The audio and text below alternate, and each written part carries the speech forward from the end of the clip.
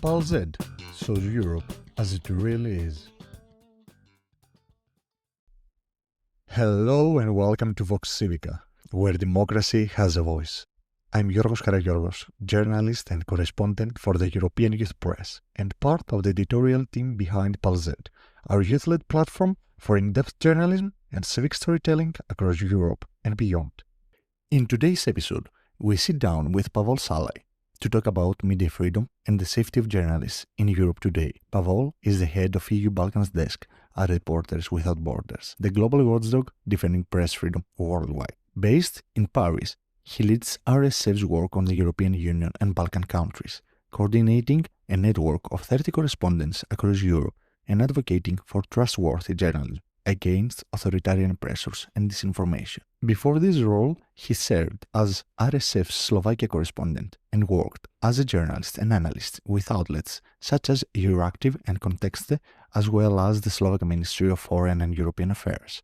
His efforts have helped strengthen the safety of journalists, promote media sustainability, and shape EU policy, including pushing forward a strong European Media Freedom Act. But let's dive in together.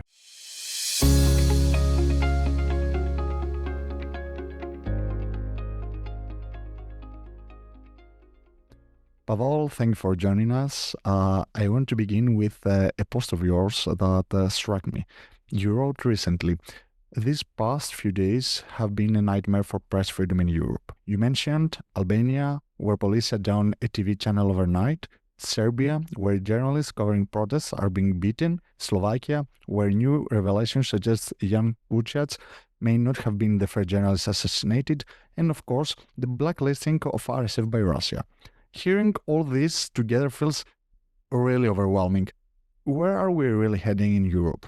What's the broader picture of press freedom right now? What's most striking for press freedom in Europe is that although it's still the safest continent for journalists in the world, you never know when a shock comes or when something which was covered before is revealed. And regarding the shock, it's for example what's happening in Serbia, the level of violence from police and from pro-government protesters is unprecedented since at least 2008.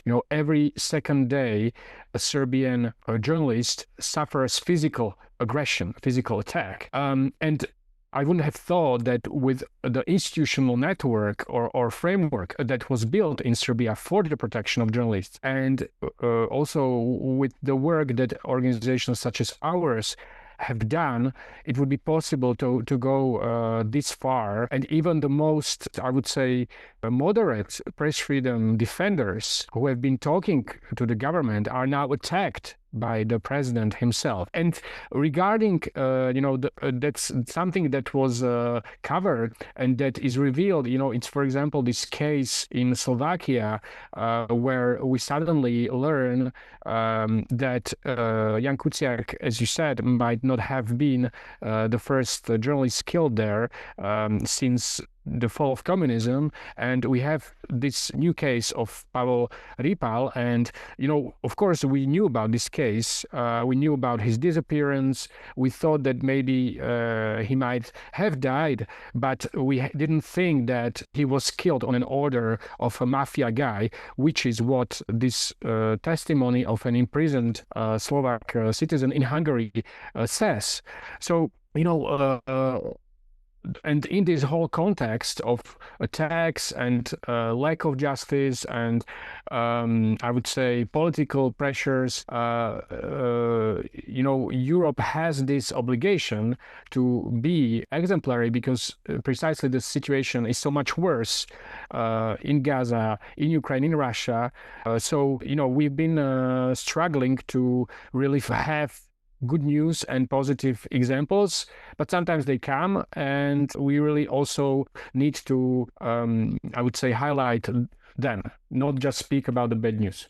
Thank you for grounding us there. By now, pretty much everyone knows who RSF is, but would you walk us through that identity in your own words? I mean, what's the beating heart behind the name? And could you tell us about the key campaigns you're running right now? What's keep RSF busy these days? So Reporters Sans Frontières, Reporters Without Borders, RSF, is celebrating 40 years in 2025. We're going to have a big festival, actually, in November, and to celebrate not only RSF, but press freedom and all those who defend it and who represent the ideals of journalism. And so this already suggests how we see press freedom. So for us, what's really important in defending journalists is that journalists themselves respect the rules and respect the journalistic ethics and these rules that allow them to have the trust of the public, and that there is a clear line drawn between journalism and propaganda, or journalism and government communication, or journalism and advertisement. And too often all this gets mixed, and then citizens are confused, and sometimes they have reasons to distrust the media because the media are not behaving according to the rules of the game, of the journalistic ethic. So this is one very important element which motivates us and which determines what we consider important and who we defend. And the other, I would say, distinction that we make, or I would say the other level of our action is that not only we defend the right of the journalists to inform, but we defend also the right of the citizens to be informed. This is very important because this, when we defend a journalist, and we always have to look into the work and we have to ask, okay, this journalist was attacked, this issue because of which he or she was attacked, is it of public interest? So this is a very important question that we ask.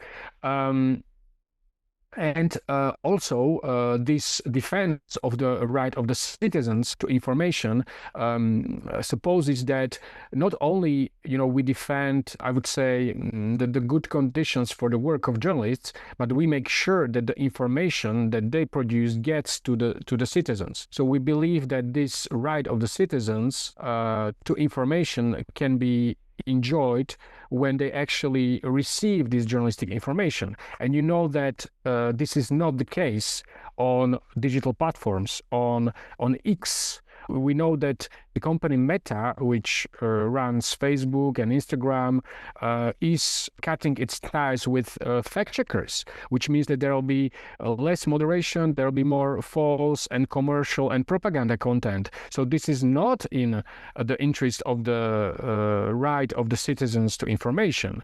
And this is also why we not only work on the issues of safety of journalists in the broad sense, but we also work on the regulation of digital platforms, because let's not lie to ourselves, they are a major or the major source in many countries of information for citizens, and not even speaking about the young generation. And so we have to make sure that these platforms, these social networks and engines, they promote journalistic information. The journalistic information is in the center of that digital debate, which is not the case right now. So it was a long reply. I'll just conclude the answer to that question with one sentence about the international campaign. So, of course, our biggest worry right now is the safety of journalists in Gaza. They have been killed in massive numbers. More than 200 of them have been murdered by the Israeli army, and about 50 of them in the exercise of their duties as journalists. So this is a record number. And we've been calling for, not only increasing the safety of journalists, but fighting against impunity for these crimes. This is why we filed several complaints to the International Criminal Court against the Israeli army. And also, they of course need humanitarian help as other citizens in Gaza. But what is really important when we speak about Europe is these journalists, when they manage to quit Gaza, so welcoming them in Europe. Because we're not speaking about the great number of journalists, but every single journalist in Gaza counts. And it's so dangerous to be a journalist in Gaza. We have testimonies of journalists telling us that people in the street in Gaza are afraid to approach them because they know they are targeted, and people are afraid to be killed while a journalist is being killed by a drone or by a missile of the Israeli army. Thank you for concluding with Gaza. I think that your work is really powerful, and what's happening down there, it's the least I could say, a nightmare. Not to mention that we have to get used to use the word genocide in any case. I think at the same time that you would agree regarding the press freedom, it's not just about laws that in any case they have to be like applicable, but also about the financial sustainability. RSF says economic fragility has rarely been worse, with many outlets in Europe struggling or shutting down. In your view, how does economic instability end up undermining journalism, independence, and capacity to hold power to account? For sure, the one is the often concentration of media to certain oligarchs, but beyond this? Yes, definitely. It's one of the negative factors for media freedom is the concentration of media in the hands of oligarchs, which means that what we call an oligarch is, a rich man or woman who has some ties to the government, has some interest in the political circles, and uses or wants to use this media to pursue political, economic interests. So this is really the problem, not just or not the concentration itself. Sometimes, for economic reasons, when media are bought or when a big media company is built, it can be good because you have this pressure of the digital platforms, this economic pressure. But the problem is this interventionism from the owners and their more or less corrupt relations with politicians. So this is very important. And we can see this in Greece. Clearly, Greece is like a very prime, almost a pure case of this oligarchic, I would say, media management. And then, of course, another problem is the impoverishment of journalists. So we can also see this in Greece, but of course in many countries in Europe, in Balkans. So they don't have good social, economic conditions. It's not surprising because, as I said, the media are economically threatened. Their advertisement is taken, 90% of the online advertisement is on the platforms. And now it's AI stealing their content and then competing with them based on their own content, So also in Greece, then have several jobs, and this can compromise, their independence. So this is again a kind of economic difficulty, which clearly threatens press freedom. Then we have the problem of economic pressures on the public service media. They depend on states and governments for their funding, and often this funding is used in countries such as Hungary or Slovakia, maybe to an extent also in Greece, to exercise influence and to ask for loyalty to the government from the public service media. So all these are factors that cause that actually there is no press freedom without economic independence. Well, speaking of oligarchs, in your view, are we watching a quiet regression in democratic norms or a more blatant structural decay? And if I may, speaking as a Greek, what makes the case of Greece particularly troubling? Why has it stayed near the bottom of Europe's press freedom index for years? Say often that the problem with Greece is that it really accumulates all the press freedom issues that exist in various combinations or in isolated way elsewhere. So you have a killing of journalists which is not investigated. There has been no justice served. We have the biggest spyware affair in Europe, in Greece, about 13 media professionals, and in addition to that, we have, as we said, this concentration of media and heads of oligarchs, media authority, and public service media, which are not entirely independent, and all this, is just like as I would say, a cherry on the cake. You have political attacks and intimidation, with the most recent case of Thanasis Koukakis and Eliza Triantafylou. They were, threatened with vendetta by pro-government media because they sent or they worked on a story, but Thanasis Koukakis sent legitimate questions to the central bank about the creation of a new bank by powerful businessmen. So, but what I want to say is that really press freedom and rule of law, they are, of course, very tightly connected. And the problem is that, you can have, I would say, really good journalists who work freely in a very hostile environment, like I just mentioned, Thanasis Koukakis. But in the long term, what will happen is that when there is a crime that happens against them, and it's not investigated or there is no justice served, then they are not protected in the long term. What I want to say is that really justice system is so important for press freedom. So and they are connected because you cannot have in the long term press freedom when there is impunity, like in the case of the spyware or the killing of George Scarabais. So this is really I understand over these 5 years I've been working in Greece and other countries in the headquarters of RSF, that how difficult it is to have free journalists when the justice system is not independent and efficient, and then this becomes kind of it sets democracy back. Thank you. But let me stick a bit more to the index because it's real something and in Greece caused a greater discussion. From your experience, does the index actually deliver results on the ground? It often provokes reactions, as I mentioned.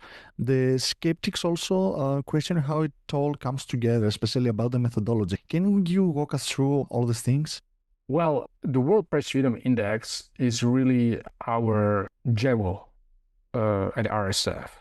It's really something extremely precious and very impactful.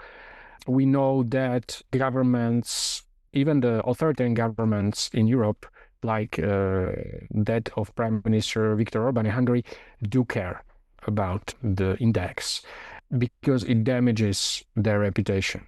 And often governments think they can influence the index, but they cannot. I can really reassure everyone that it's independent and it has very solid methodology.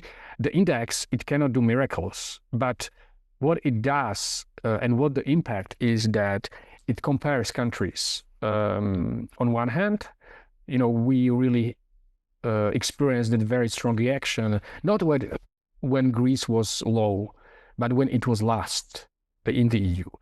And on the other hand, the index, it shows the trend. And sometimes it even shows us the trend before, some very serious events happen. And we could actually see this grave situation in Greece. We could see it coming up, actually, thanks to the information we had from the index. And this is the point, which brings me to your other question about the index, how it's done. So we have two methods, and one is the responses from experts in a panel. It's a qualitative, I would say, research or qualitative method. So it's thanks to them that we really have very detailed data which are comparable across the world, because the questionnaire they get, it's same in every country in the world. And the other method that we use is that we ourselves at RSF collect data about attacks on press freedom. And these two methods together, they produce the score of every country from on the scale from 0 to 100, and then based on the score, the countries are ranked, and each has a number, 1 to 180, because we measure press freedom in 180 countries of the world. And this questionnaire that I mentioned, and the data, they are broken down into 5 categories. And these 5 categories, the 5 factors of press freedom. So this is the political context, the economic context, the social cultural context, the legal framework, and the safety of journalists. And you can see when you go to our website the score for each factor. And together these 5 numbers, they produce the one number, the score, and then the country's rank compared to others. So I think it's the only such instrument of measuring press freedom. Maybe in the past there were others, but they haven't survived. The index, it has been more than 20 years old, so we can really compare. In the long term, of course, we have to be very careful because the methodology has been modernized, and we know that authorities in Norway, have been taking decisions based on our index in regards to other countries in Europe, for example, Poland. When you were speaking, I remember the case of Ekaterina Barabash in Russia. That's one face of state intimidation. But if we zoom out, I think that the picture grows darker and darker. I mean, we have like the Russia's war, the genocide in Gaza, where journalists are deliberately targeted, as you mentioned before, the EU openly debating rearmament, and European countries beginning to normalize a permanent state of war. In that kind of environment, what does the landscape look like for journalists? What challenges and rules are needed to be reestablished in order to perceive journalists as democratic actors rather than a collateral damage in extreme situations? The journalism is becoming kind of a minority thing because you have all this propaganda, and from Russia or from China, also from some democratic governments, only plain lies.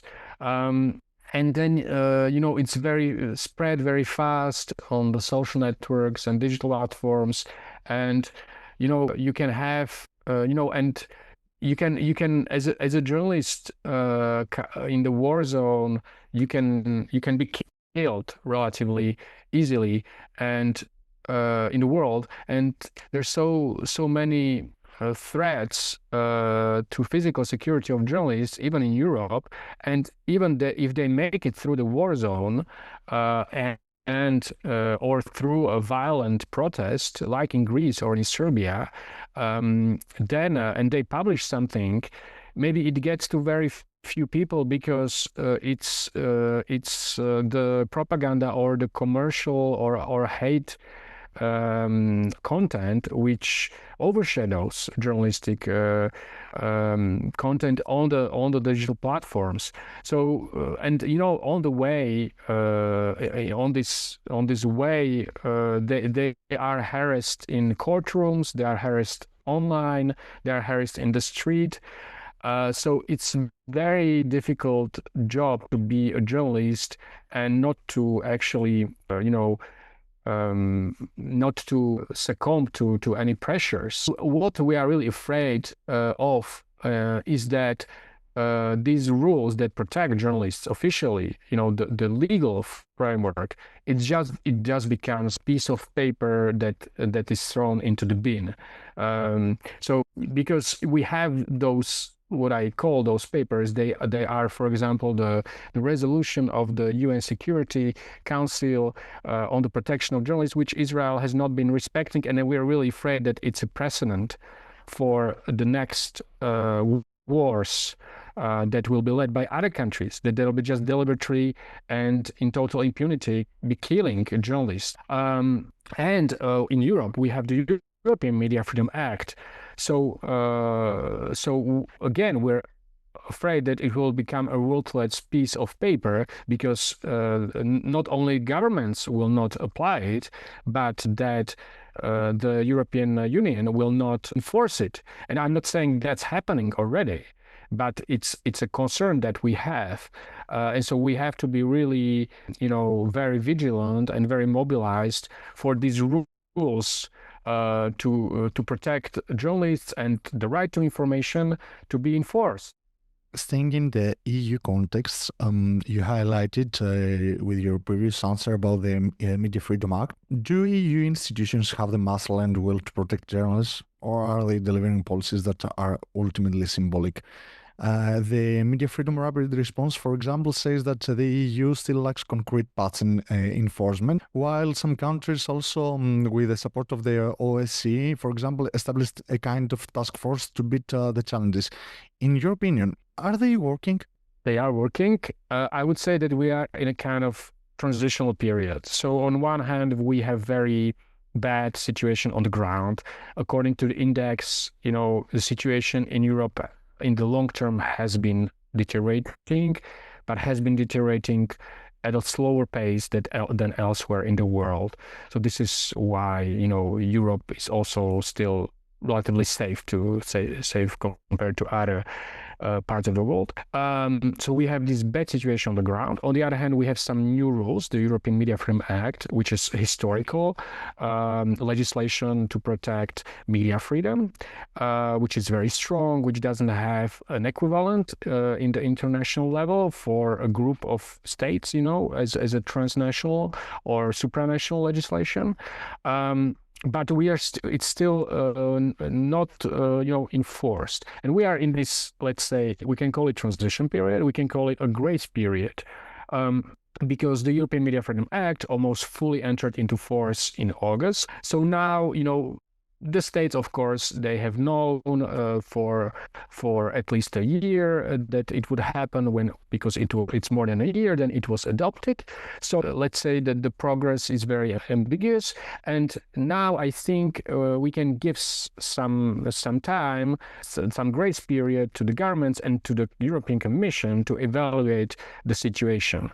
And after that, of course, we have other legal means to make this European Media Freedom Act to be enforced. So, and it's really important that it's directly applicable. It's a regulation, which means that we don't necessarily need governments or member states to pass new laws. We don't, there are rights and obligations in this legislation which have applied since 8 August. But the problem is that we do need actually some adjustments in the national legal framework, so that really, for example, when it comes to transparency of media funding, or when it comes to independence of the public media, that EMFA can really be respected. Before we wrap up, let's talk about the elephant in the room. Well, maybe one of the main elephants. And this one is the technology. Platforms are now the front door to the news. A lot of reporters feel stuck, play the algorithm game or just disappear. What's the move here? Do we accept just the trade-off, or is there still a way to resist the platform model and bring the focus back to trust and real in-depth journalism? Yeah, it's a very difficult question. There are different ways to support journalists in this very unequal fight, a very, very unfair fight with all the other information promoted by the platforms, which is not journalistic and which is often fake. We even did this investigation about Google Discover. It's this application that you actually fall into on your phone when you swipe in the right way, and you fall into some proposals of links and articles. And we found out that a lot of that content is generated is basically websites generated by AI. And it's spreading fake content. It's untrue information. So instead of like trustworthy journalistic news, you have news produced by robots, which is false, and you have this on your phone. It's crazy. The journalists, I would say, duty is just to do their job correctly and to respect the journalistic ethics, because this is exactly what differentiates them from this kind of content producers and from influencers even. And then we need the authorities to also have economic ways of supporting journalism and investigative journalism in other countries where it's acceptable. For example, in France, to receive them for the media. There are European funds for cooperations across borders. Clearly, it's not enough. We'll be fighting hard for the EU to have a strong program for funding journalism in the new 7-year budget of the EU. And states, if there is political will, they can put in place tax breaks. So we need a strong action to regulate artificial intelligence, and so that it doesn't steal journalistic content, so that media are remunerated for when the content is used, so that the copyright is respected, and so that the consumer, the public are protected, and they know that they may be reading AI produced content. And the AI Act, for example, passed by the EU, is not sufficient in that regard. And on the other hand, we still need to, as I said, we need to oblige the social networks and the search engines to promote journalistic content, to give the user the possibility, to the door to trustworthy news. And the only entity, the political entity that can do this in an efficient way is the European Union, because the budget of this or the turnover of these platforms is higher than the budgets of some states. So this is why we've been also so active on the EU level. But this is like a marathon. It's a very long-term fight. The results are very uncertain, and we also, this is the work not of journalists. This is the work of RSF. We speak to governments, and we try to find allies to achieve these goals of helping journalists and citizens to get to journalist information. And as we wrap up, let's look ahead. 5 or 10 years from now, for example, what do you think will tip the scales? Will Europe stay a resilient space for journalism, or slide deeper into authoritarian pressure and the grip of tech platforms? I'm optimistic. I believe that journalism will survive. You can see that in many countries, journalism is hated, but in the same countries, you have big parts of the population who really demand quality journalism. You can see we had examples in Slovakia or in Serbia that people are willing to pay for quality journalism. In Bulgaria, they pitched for online to pay to a media which was victim of abusive lawsuits and had to pay high damages. So there is clearly a part of the population which is asking for quality journalism, which is not asking for rumors and which is not asking for some short, shocking titles. So I'm optimistic, but it's a hard fight, and it's up to RSF to lead this fight with democratic governments and with its international allies, and it's up to the journalists just continue doing their work the best they can and be in solidarity with each other. We say that the media compete with each other, but the journalists should cooperate. So this is very, very important. I don't know what the future of journalism is. I think using artificial intelligence is inevitable. For journalists, we're not opposed to it at all. But again, we think that it must be done in a transparent way first, and the second, the final decision and the ultimate responsibility must be with the human. So this is also the sense of our Paris Charter on Journalism and AI, published a couple of years ago, and it's like when you had television invented after the radio, which we didn't mean that radio disappeared, or now you have internet news, which doesn't mean that television disappeared. So journalism in the current form, it will survive probably, and you will have new forms of journalism. And we have to make sure that there is investment in it, that the journalists are safe, and that the information that they produce gets to the citizens. Pavol, thanks for taking us through all this. What we have heard today is clear. Press freedom in Europe is under attack legally, economically, culturally, but at the same time, hope is here. Thank you very much for the interview, Georgios. Make an impact on Europe with Pavol Z. Publish European stories, learn journalism, and make your voice heard.